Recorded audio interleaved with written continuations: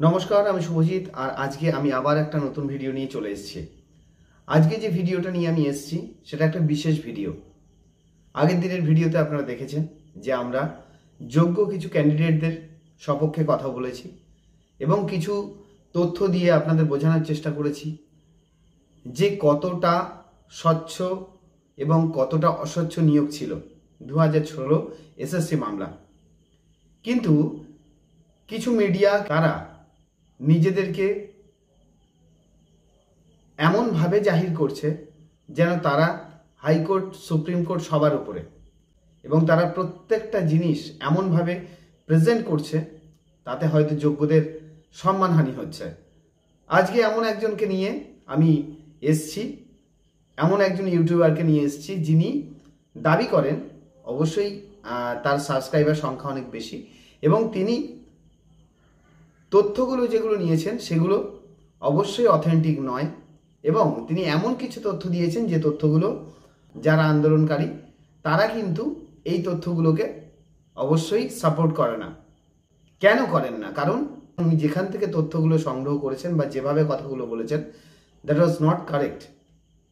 উনি বলেছেন একজন ইনটক্সিক ব্যক্তি যিনি নাকি তথ্যগুলো দেখলে তারও মনে হবে এখানে হিউজ পরিমাণ দুর্নীতি হয়েছে। দুর্নীতি যে হয়েছে এটা নিয়ে কিন্তু কারোরই কোনো সংশয় নেই অবশ্যই, কিন্তু প্যানেল বাতিল এই কথাটা, যে নিজে টক্সিক সে এইরকমই কথা বলতে পারে।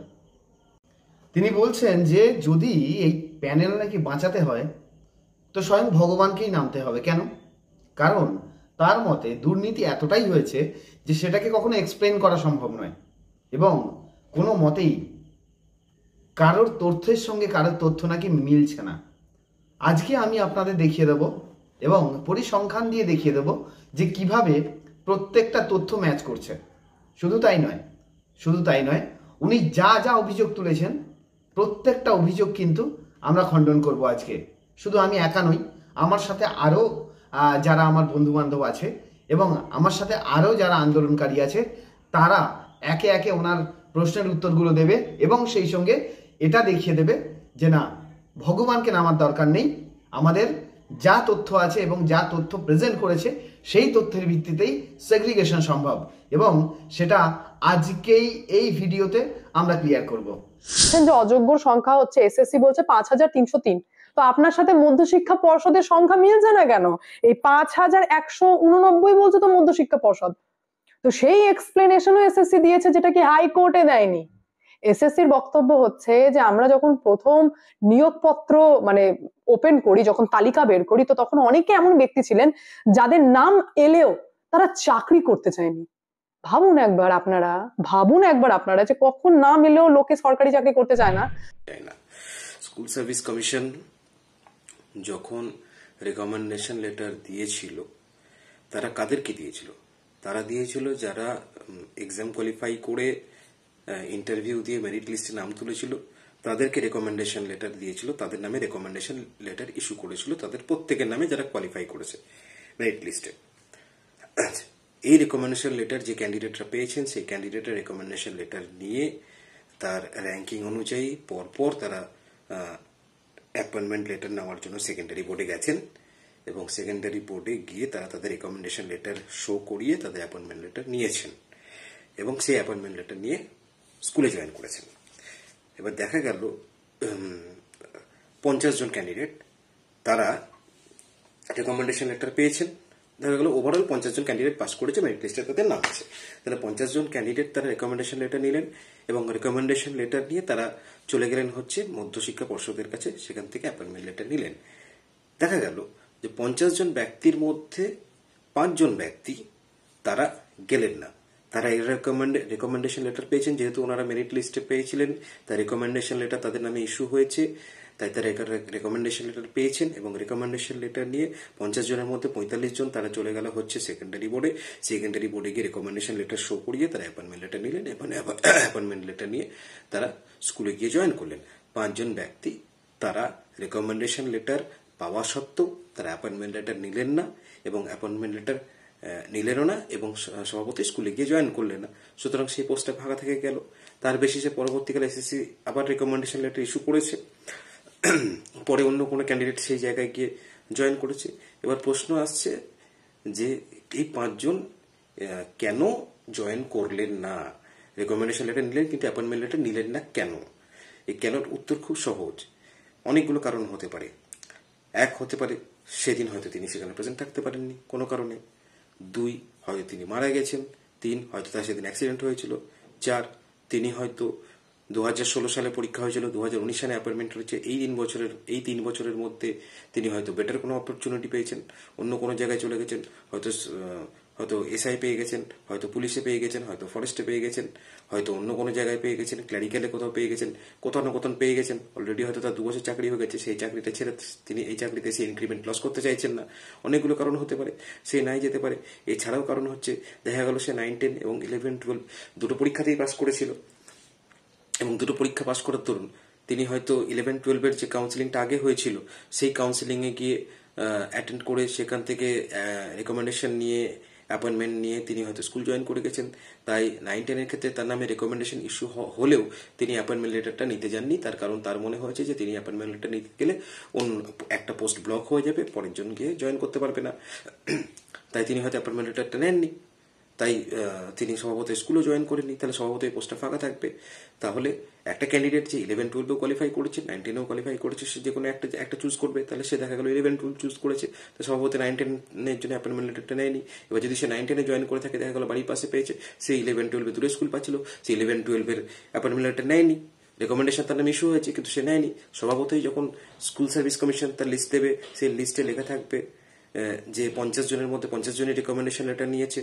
আবার একইভাবে মধ্যশিক্ষা পর্ষদ যখন লিস্টটা দেবে তখন দেখা যাবে যে তার লিস্টে 45 জনের নাম আছে, কারণ 5 জন তারা রেকমেন্ডেশন নিয়েছে বটে কিন্তু অ্যাপয়েন্টমেন্ট লেটার নেয়নি। তাই সেই পাঁচটা ক্যান্ডিডেটের গড়মিল স্কুল সার্ভিস কমিশনের যে তালিকা এবং মধ্যশিক্ষা পর্ষদের যে তালিকা তার মধ্যে হবেই। তার কারণ 50 জন রেকমেন্ডেশন পেয়েছিল কিন্তু 45 জন অ্যাপয়েন্টমেন্ট লেটার নিয়েছে। তাহলে এই যে 5 জনের যে গ্যাপ, এটা তো স্কুল সার্ভিস কমিশনের সঙ্গে মধ্যশিক্ষা পর্ষদের তালিকার এই গ্যাপটা তো থেকেই যাবে। তো এটা তো খুব হয়েছিল 2018 সালে ওই ইসলামপুরে, উত্তর দিনাজপুর, ওখানে এই নিয়োগ দুর্নীতিটা হয়েছিল। তো সেখানে শূন্য পদের নিয়োগ নিয়ে অনেকেই ঝামেলা হয়েছিল। তো সেই ঝামেলার টাইমে আমরা দেখলাম যে শূন্য পদে আরেকবার আমাদেরকে না দেখতে হবে বিষয়টা, আরেকবার আমরা রিচেক করব। তো রিচেক করার জন্য তো তখন তো আমরা রিচেক করতে চাইলাম, কিন্তু আরেকটা ঘটনা ঘটে গেল। মানে একটা দাড়িভিট মামলা বললে তো হবে না, মানে ওটাতে তো লোক ধরে ফেলবে। তখন আরেকটা টাইপ করা হলো। তখন কি হলো, ওই 2000 মানে প্রশাসনিক বেশ কিছু কারণে 2018 সেপ্টেম্বর থেকে না 2019 ফেব্রুয়ারি হয়ে গেল। তারপর কি হলো, তারপর 2019 যখন ফেব্রুয়ারি হয়ে গেল তো ইলেকশন চলে এলো। তো ইলেকশন যখন চলে এলো তখন তো এমসিসি লাগু হয় না, মডেল কোড অফ কন্ডাক্ট। তখন তো আমরা তো নিয়োগ করতে পারবো না। একটা ছোট্ট উদাহরণ দিয়ে শুরু করছি। সোলোমন আইল্যান্ড বলে একটি জায়গা আছে, সেখানে যে সমস্ত ট্রাইবস অর্থাৎ উপজাতিরা বসবাস করে, তারা জঙ্গলের যে সমস্ত বড় বড় গাছগুলোকে কাটতে পারে না, তারা সেই গাছগুলির কাছে যায় এবং সেই গাছগুলিকে দীর্ঘদিন ধরে অকথ্য ভাষায় গালিগালাজ করে, তাদের কটূক্তি করে, তাদের অভিশাপ দেয় এবং ক্রমান্বয়ে দেখা যায় কিছু সময় পরে সেই গাছগুলি মারা যায়। ঠিক তেমনই 2016 এসএলএসটির যোগ্য বৈধ শিক্ষক শিক্ষিকা ও আরএলএসটির অশিক্ষক কর্মীদের নিয়ে দীর্ঘদিন ধরে সস্তার কিছু ইউটিউবার ও বাজারি মিডিয়া তাদের অর্ধসত্য তথ্য দিয়ে যে নোংরামো ছড়াচ্ছেন তা এক কথায় খুবই ভয়ঙ্কর। আমি সাবমিশনের পুরো ডিটেলসে যাচ্ছি না, আমি শুধুমাত্র প্যানেল ভ্যালিডিটি নিয়ে কয়েকটা তথ্য দিতে চাই। প্যানেল কেন এক্সটেন্ড করা হলো? বাংলা সাবজেক্টের একটা কেস চলছিল হাইকোর্টে, তার জন্য কাউন্সেলিং শুরু করা যায়নি। দ্বিতীয়ত 2019 সালে লোকসভা ভোটের এমসিসি অর্থাৎ মডেল কোড অফ কন্ডাক্ট নির্বাচন বিধি চালু হয়ে গিয়েছিল, তার জন্য কাউন্সেলিং শুরু করা হয়নি। আর একটা ব্যাপার যেটা সবচেয়ে ভয়ানক, 2018 সালে ভ্যাকেন্সি প্রবলেম সহ দাড়ভিট কাণ্ড। এই দাড়ভিট কাণ্ডটা কি? 2018 সালে উত্তর দিনাজপুরের দাড়ভিটে শিক্ষক নিয়োগকে কেন্দ্র করে এক পলিটিক্যাল এবং কমিউনাল রায়ট শুরু হয়, এক প্রকার সাম্প্রদায়িক দাঙ্গা শুরু হয় এবং সেই দাঙ্গায় 2 জন ছাত্র মারা যায়। দাড়ভিট কাণ্ডের জন্য এটা যেমন সত্যি, দাড়ভিট কাণ্ডের জন্য আমাদের কাউন্সেলিং 2-3 মাস করে পিছিয়ে যায়। তার থেকেও অনেক বেশি কষ্টের যে আমাদের মতন কোনো না কোনো একজন শিক্ষক সেই স্কুলে গেছেন এবং প্রথম দিনে জয়েন করতে গিয়েই সেই স্কুলে ভ্যাকেন্সি প্রবলেমের জন্য এক প্রকার সাম্প্রদায়িক দাঙ্গা তৈরি হয় এবং সেই দাঙ্গায় স্কুলের দুজন ছাত্র, ভাবতে পারছেন স্কুলের দুজন ছাত্রের জীবন চলে যায়, তাহলে এই ঘটনাটা মোটেও কিন্তু ছোট্ট বা সামান্য ঘটনা নয়। এবং এই ঘটনাটার জন্য 2024 সাল পর্যন্ত হাইকোর্টে কেসও চলে এবং হাইকোর্ট এনআইএ তদন্তেরও নির্দেশ দিয়েছে এই শুধুমাত্র এই দারবির কাণ্ডের জন্য। এরপরে অনেকে বলছেন যে এসএসসি তো খুলে কোনো কিছু বলছে না, এসএসসি লিখিত আকারে তথ্য দিলেও আপনাদের সমস্যা, সব কিছুতেই আপনাদের সমস্যা। আসলে যোগ্য বৈধদের উপর খবর করে আপনাদের সংসার চলছে, আপনাদের পেট চলছে, এটা কিন্তু আমরা জানি।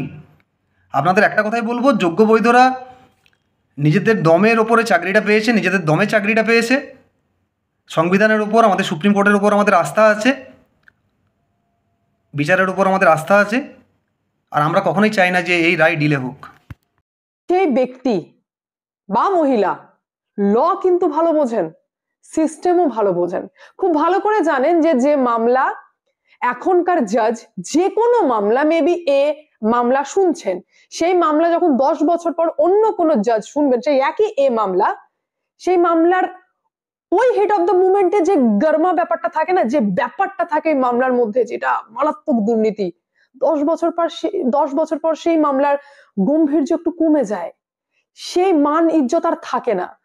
আরজিকর মামলা আজকে আমাদের কাছে যা, বা যে জাজ সাহেব শুনছেন এই মামলাটা তার কাছে যা, 10 বছর পর যে জাজ সাহেব এই মামলাটাকে শুনবে তার কাছে এই মামলাটা আজকের মতো সেম ওয়েটের থাকবে না। এইটুকু তো বোঝাতে পেরেছি আমি আপনাদেরকে।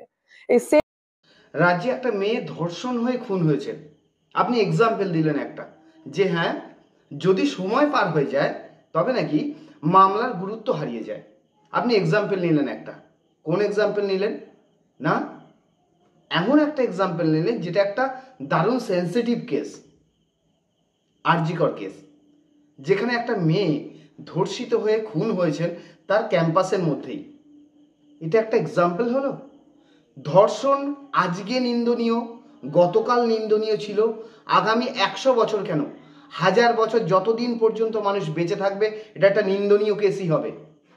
এবং প্রত্যেকেই যারা এই কেসটার বিচার করতে আসবেন ইন ফিউচার, যে বিচারপতিই আসুক না কেন, তার কাছেই সমান সেন্সিটিভ কেস হিসেবে এই কেসটা গৃহীত হবে। আপনি যেটা বলছেন একজন মেয়ে হিসেবে বলছেন, ভালো করে ভাবুন কথাটা। আপনি বলছেন এই কেসটা নাকি গুরুত্ব হারিয়ে যাবে। একটা ধর্ষণ এর গুরুত্ব কোনোদিন হারাবে না। একটা পাশবিক অত্যাচার করে একটা মেয়েকে হত্যা করা হয়েছে, কোনোদিন এই কেসের, অন্তত এই কেসের এইরকম মানে ধর্ষণ বা এইরকম ধর্ষণ করে খুন, এইরকম কেসের কোনোদিন গুরুত্ব হারায় না। 10 বছর কেন 100 বছর পরেও হারাবে না। আপনি স্টেটমেন্টটা রং দিয়েছেন, এই স্টেটমেন্টটা আপনার দেওয়া উচিত হয়নি। আপনি অন্য এক্সাম্পল নিতে পারতেন, কিন্তু আপনি যে এক্সাম্পলটা নিয়েছেন সেই এক্সাম্পলটা অন্তত আপনার মতো ইউটিউবারের কাছ থেকে আমরা আশা করি না। যে খুব সন্দেহ, অ্যাজ পার মেরিট তো এখানে নিয়োগ হয়নি, আর নিয়োগে যে হিউজ দুর্নীতি হয়েছে, আর ফাইনাল হচ্ছে যোগ্য অযোগ্যকে এখনো পার্থক্য বা পৃথকীকরণ করা গেল না, বাতিলের দিকেই কিন্তু পুরো বিষয়টা আবারও এগিয়ে গেল। নিয়োগ প্রক্রিয়ায় পরীক্ষা প্রণালী নিয়ে কোনো সমস্যা নেই, সেখানে এক বিশাল সংখ্যক যোগ্য বৈধ শিক্ষক নিজেদের যোগ্যতার ভিত্তিতে চাকরি পেয়েছে। যে সমস্ত সংবাদ মাধ্যম ও ইউটিউবাররা ইচ্ছাকৃতভাবে এই অসত্য প্রচার করছেন যে মেরিট বেসিসে হয়নি, একদম এটা কিন্তু পুরোপুরি অসত্য। কারণ পরীক্ষা সঠিক নিয়ম মেনে হয়েছে, তার মানে তোমার কারা পাস করেছে তার লিস্ট প্রকাশিত হয়েছে, কবে ইন্টারভিউ হবে, কারা কারা ইন্টারভিউতে কোয়ালিফাই করেছে তার লিস্ট প্রকাশ পেয়েছে, এবং পরবর্তীতে আমাদের কে কত নম্বর পেয়েছে সেই নম্বরের যে ব্রেকআপ সেটাও আমরা দেখতে পেয়েছি, এসএসসি তার সাইটে প্রকাশ করেছে। তো এখানে যে কথাটা বলা হচ্ছে যে মেরিট বেসিসে হয়নি, সেটা কিন্তু পুরোপুরি অসত্য। হ্যাঁ, কিছু অযোগ্য অবৈধ যে লোককে, যাদের চাকরি পাওয়ার কথা নয়, তাদেরকে এসএসসি এবং মধ্যশিক্ষা পর্ষদ ও রাজ্য সরকার মিলে যদি সেখানে কিছু জল মেশায়, তার দায়িত্ব বিশাল সংখ্যক বৈধভাবে চাকরি পাওয়া, মেরিট বেসিসে চাকরি পাওয়া শিক্ষকদের নয়, সে দায়িত্ব তারা নেবেও না। আরেকটা ব্যাপার, যদি হিউজ পরিমাণ দুর্নীতি হয়েছে বলা হচ্ছে, হিউজ পরিমাণটা কত, যে ধরুন প্রায় 11,600 মতো শিক্ষক নিয়োগ হয়েছে, সেখানে বিভিন্ন 9-10-এর ক্ষেত্রে বলছি, সেখানে দুর্নীতির পরিমাণটা বিভিন্নভাবে প্রায় 950-র কাছাকাছি অ্যাপ্রক্স বলছি আমি। তো শতাংশ হিসেবে বা পার্সেন্টেজগতভাবে সেটা আপনার হচ্ছে ওই 8.5%। তাহলে বাকি 91.5%-এর বিরুদ্ধে কোনো প্রকার দুর্নীতির অভিযোগ নেই। তাহলে কি করে বিশাল সংখ্যক দুর্নীতির কথা বলা হচ্ছে, হিউজ দুর্নীতি না? আর 11-12-এর ক্ষেত্রেও সেটা কিন্তু আপনার 86% শিক্ষক বৈধভাবে চাকরি পেয়েছে, মাত্র 14.14% মতো তাদের বিরুদ্ধে বিভিন্ন ওএমআর, র্যাঙ্ক জাম্পিং, অন্যান্য আদার অভিযোগগুলো রয়েছে। তাহলে কি করে বিশাল হিউজ দুর্নীতি হয়েছে? এটা আমি আমার কথা বলছি না, এটা সিবিআইয়ের তথ্য, সিবিআই ইনভেস্টিগেশনে যেটা উঠে এসছে, এবং এসএসসি যে তথ্য প্রকাশ করেছে, বাগ কমিটি যে তথ্য প্রকাশ করেছে, তার ভিত্তিতে কথা বলছি, এটা আমাদের কথা নয়। আর সেগ্রিগেশন সম্ভব নয়, এটা অনেক ইউটিউবার, অনেক সংবাদ মাধ্যম বলে বেড়াচ্ছে, বা অনেক গণ্যমান্য ব্যক্তিও বলে বেড়াচ্ছেন, কিন্তু এটাও চরম অসত্য কথা। কারণ বাগ কমিটি, সিবিআই, এসএসসির যে তদন্ত, সেখানে পুরোপুরি কারা অনিয়ম করে, কারা বিনিয়ম করে, কারা টাকার বিনিময়ে চাকরি পেয়েছে, সেই পরিসংখ্যান তুলে ধরা হয়েছে, সেটা হাইকোর্টে পেশ করা হয়েছে, সেটা সুপ্রিম কোর্টে পেশ করা হয়েছে। এবং এখানে তো সেগ্রিগেশনটাই একমাত্র যোগ্যদের প্রতি ন্যায় বিচার হবে। তো কি করে তারা বলছেন যে যোগ্য অযোগ্য আলাদা করা সম্ভব নয়? আমরা তো মনে করি ভীষণভাবে যোগ্য। যারা এগুলো বলছে তারা এগুলোকে মানে কিছু ফায়দা নেওয়ার জন্য, সব কিছুকে গুলিয়ে দেওয়ার জন্য। তো কি করে সেগ্রিগেশন সম্ভব নয়, এটা যারা বলছেন ভীষণ রকম মিথ্যে প্রচার করছেন, এবং আমরা তাদেরকে ধিক্কার জানাই।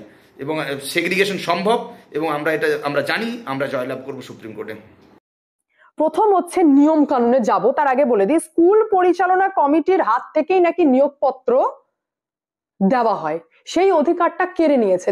কেড়ে সরকার বলেছেন না, এবার নিয়োগপত্র স্কুল পরিচালনা কমিটির দেওয়ার দরকার নেই, এবার পর্ষদ দেবে। তো এসএসসি যখন নতুন তালিকায় বের করলেন, তো আপনার উচিত ছিল না পর্ষদকে জানানোর, কারণ নিয়োগপত্র তো পর্ষদই দেবে না। তাহলে এখানেও আপনি গন্ডগোল করলেন, মানে মিথ্যাও বলছেন, ঠিক গুছিয়ে মিথ্যাটা বলতে পারছেন না, তো আপনি জানালেন না। আমি তো এখানে ফাঁক খুঁজছি যে এইটা করার কি দরকার, স্কুল পরিচালনা কমিটির হাত থেকেই তো নিয়োগপত্র দেওয়ার কথা, তাহলে এই অধিকারটা কেড়ে পর্ষদকে দেওয়ার কি দরকার? স্কুল সার্ভিস কমিশন যখন রেকমেন্ডেশন লেটার ইস্যু করেছিল, তখন রেকমেন্ডেশন লেটারের কপি টোটাল 5টা জায়গায় পাঠানো হয়েছিল। টোটাল 5টা জায়গায়। কোথায় কোথায়? প্রথম পাঠানো হয়েছিল সেকেন্ডারি বোর্ড, অর্থাৎ মধ্যশিক্ষা পর্ষদকে, যে এই ক্যান্ডিডেটকে আমরা রেকমেন্ডেশন লেটার দিলাম। দ্বিতীয় কপি পাঠানো হয়েছিল ক্যান্ডিডেটকে, মানে যে রেকমেন্ডেশন পেল। তৃতীয় কপি পাঠানো হয়েছিল ডিস্ট্রিক্ট ইন্সপেক্টরকে, অর্থাৎ যে ডিস্ট্রিক্টে ক্যান্ডিডেট স্কুল চুজ করেছে সেই ডিস্ট্রিক্টের ডিআইকে একটা কপি পাঠানো হয়েছিল। চতুর্থ পাঠানো হয়েছিল স্কুল এডুকেশন ডিপার্টমেন্টকে। পঞ্চম পাঠানো হয়েছিল যে স্কুলে ক্যান্ডিডেট জয়েন করবে বা যে স্কুলের নামে ক্যান্ডিডেট রেকমেন্ডেশন লেটার পেল সেই স্কুলের অ্যাডমিনিস্ট্রেটর বা সেক্রেটারিকে, অর্থাৎ ম্যানেজিং কমিটি হতে পারে বা অ্যাডমিনিস্ট্রেটর হতে পারে, যে কেউ এসআই থাকুক বা ম্যানেজিং কমিটির প্রেসিডেন্ট হোক, তাকে একটা কপি পাঠানো হয়েছিল। অর্থাৎ টোটাল 5টা বডিকে রেকমেন্ডেশন লেটারের কপি কিন্তু ফরওয়ার্ড করা হয়েছিল। পর্ষদকে দায়িত্ব দেওয়া হয়েছে নিয়োগ করার। আগে নিয়োগ করতে হচ্ছে বিভিন্ন স্কুল অথরিটিরা, অর্থাৎ স্কুলের যিনি ম্যানেজিং কমিটির প্রেসিডেন্ট ছিলেন বা যিনি সেক্রেটারি রয়েছেন তারা নিয়োগপত্র দিত, অর্থাৎ স্কুল নিয়োগপত্র দিত ক্যান্ডিডেটদেরকে। তো অতীতে দেখা গেছে যে এই বিষয়টা নিয়ে অনেক রকম বিতর্ক হয়েছে। তার কারণ দেখা গেছে একটা পার্টিকুলার ক্যান্ডিডেট সে যখন স্কুল জয়েন করতে গেছে তখন তার জয়েনিংয়ের ক্ষেত্রে বিভিন্ন রকম বাধা সৃষ্টি হয়েছে, এবং তথাকথিত অনেক ম্যানেজিং কমিটি বা অনেক স্কুল কর্তৃপক্ষ তাদের কাছ থেকে তথাকথিত মিষ্টি খাওয়ার বায়না করেছেন, এবং সেই মিষ্টির চক্করে দেখা গেল ক্যান্ডিডেট জয়েনিংয়ের ক্ষেত্রে অনেক অসুবিধা হয়েছে, অনেক সমস্যা হয়েছে।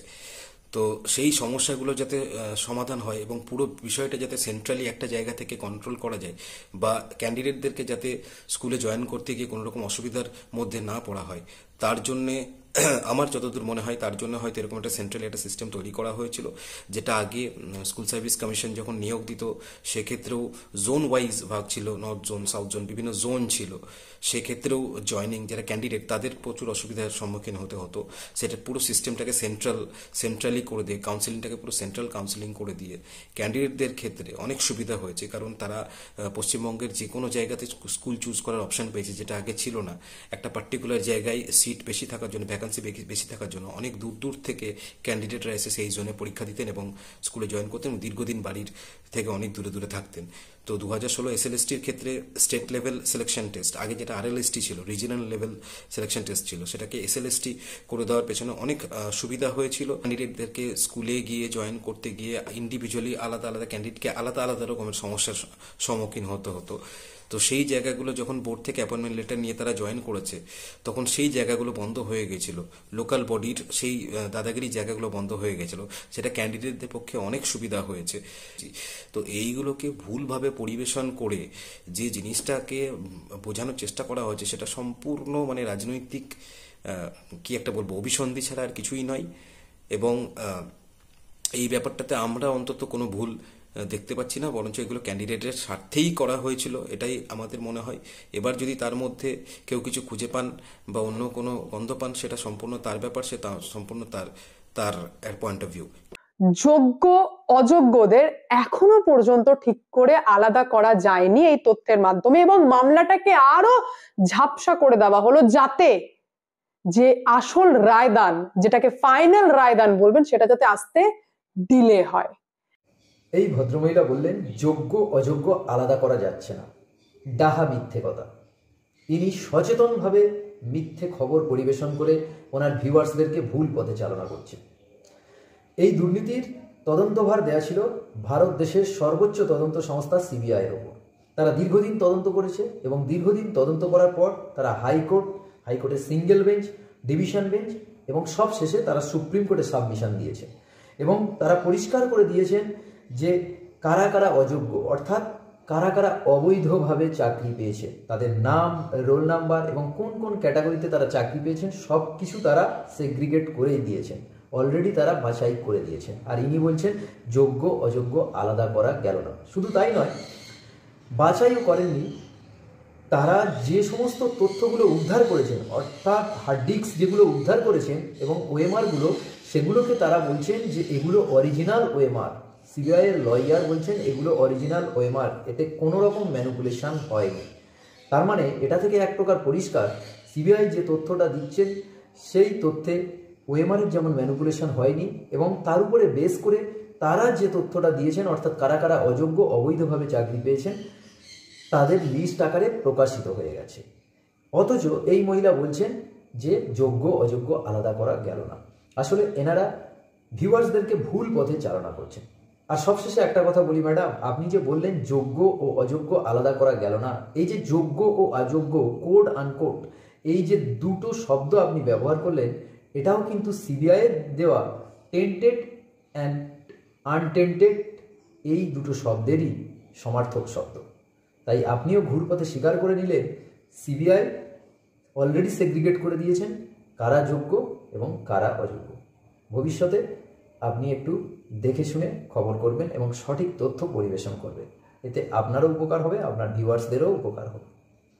করেছিলাম যে 1 বছর ওএমআর সিট রাখার পর সরকার নাকি ইন্টেনশনালি এটাকে ডিস্ট্রয় করবে, ওটা নতুন নিয়ম। এসএসসি প্রথমবার লিখিতভাবে সুপ্রিম কোর্টে জানিয়েছিলেন যে 5485 জন হচ্ছেন অযোগ্য। যখন এসএসসি একবার তথ্য দিচ্ছে 5485 আর একবার তথ্য দিচ্ছে 5303, তখন আপনারা এই কনক্লুশনে পৌঁছাতে পারেন যে এসএসসি ভুল তথ্য দিচ্ছে বা এসএসসি সঠিক তথ্য দিচ্ছে না, এসএসসি মিথ্যা কথা বলছে। আপনি একা সত্যি কথা বলছেন? সবাই মিথ্যা কথা বলছে? কি করে বলছেন আপনি সত্যি কথা? যে পেপারটা কাটিংটা থেকে আপনি বলছেন ওইটুকু আপনার কাছে তথ্য আছে, আর কিছু নেই? আমরা তো সাবমিশন দেখে কথা বলছি, আমরা তো তথ্য নিয়ে কথা বলছি। এসএসসি কি বলেছে, কমিশন কি বলেছে, সব তথ্য নিয়ে বোর্ড কি বলেছে, সব তথ্য নিয়ে আমরা বসে আছি। আমরা তথ্য দেখে কথা বলছি, 3 জনের সাবমিশন দেখে কথা বলছি, প্রত্যেকের সাবমিশন দেখে কথা বলছি। আপনি কি দেখেছেন? একটা পেপার কাটিং দেখে আপনি কথা বলছেন। আর আপনি বলছেন সবাই মিথ্যে বলছে, আমি একা সত্যি বলছি। আরে বাবা, সত্যি বললেন কোথায় আপনি? আপনি তো কিছুই জানেন না কেসটা সম্পর্কে। শুধু ভিউজ নেওয়ার জন্যে, শুধুমাত্র কিছু মানুষকে হিউমিলেট করার জন্যে আপনি বসেছিলেন একটা ভিডিও বানাতে। জানেন কে কি তথ্য দিয়েছে? দেখাবো আপনাকে, অবশ্যই দেখাবো, অবশ্যই আপনার এটা জানা উচিত। বোর্ড, এসএসসি এবং সরকারের যে সাবমিশন সেটা না পড়েই আপনি চলে এসেছিলেন। যাই হোক, 3 জনের সাবমিশনকেই আমরা কিন্তু পড়েছি এবং 3 জনের সাবমিশনের মধ্যে যে কোনো পার্থক্য নেই, 3 জনের সাবমিশন যে ঠিকঠাক আছে, এটা নিয়ে আমরা অবশ্যই আপনাকে উত্তর দেব এবং সেই উত্তরটা দেব নেক্সট এপিসোডে। কারণ আজকের ভিডিও অনেকটা বড় হয়ে গেছে, তাই এরপরে আর বাড়াচ্ছি না। কিন্তু নেক্সট এপিসোডে আপনার যে প্রশ্নটা বাকি রয়ে গেল, মানে 3 জনের সাবমিশন, অবশ্যই 3 জনের সাবমিশন নিয়ে আমি আগামী এপিসোডে আপনাদের সঙ্গে দেখা করছি। ততক্ষণ পর্যন্ত আপনি একটু বন্ধ রাখুন, মানে আপনার এই টাইপের ভিডিওগুলো যেগুলো যোগ্যদেরকে অবশ্যই খুব খোঁচা দিচ্ছে, একটু বন্ধ রাখুন। কারণ আপনার ভিডিও তথ্যহীন, আর তথ্যহীন ভিডিও মানেই সেটা কোনো না কোনো অন্ধকার গলিকে নির্দেশ করে, কোনো না কোনো ভুল ইনফরমেশনকে নির্দেশ করে। তাই এই টাইপের ভিডিও বানানো বন্ধ করুন।